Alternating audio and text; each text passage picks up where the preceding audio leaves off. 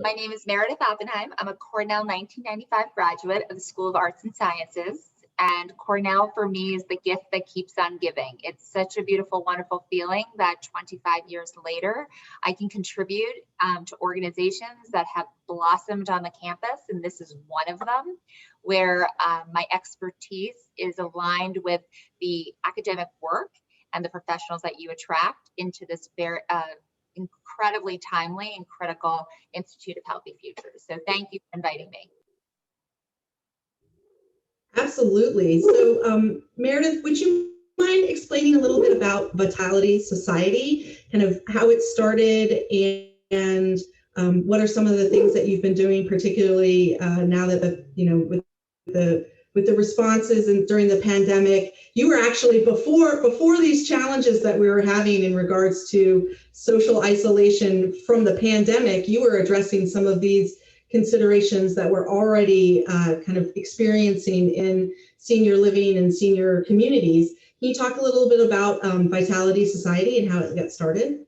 Sure. So by way of background, this is my 30th year working with older people and my 20th year working in the industry of senior housing. And what I saw in the industry of senior housing is we provide such an extraordinary experience and level of service to those that move in. But quite frankly, those that move in are a very small majority of the population of older people who can benefit from what we do. So I realized working in the industry for 2 decades is how do you separate the service and the experience from the need to move into a residential community in a congregate living setting?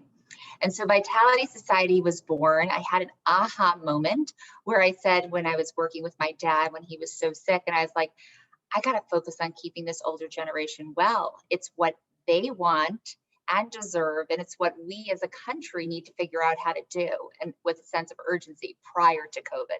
So I like to say that this challenge of social isolation is actually not a new one. It's just bigger and more urgent than ever.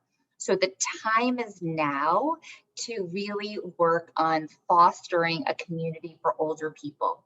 And we do that by tapping into their vitality, their creativity, and their curiosity in a virtual way. So we really pride ourselves on providing an extraordinary experience with fitness, wellness, and enrichment content, but in a very supportive service model at a price that's very accessible. So I like to say it's Ritz-Carlton quality service and experience at a courtyard price. And that's someone who worked at Marriott at a business school, thanks to the Cornell connection that I had to the company. So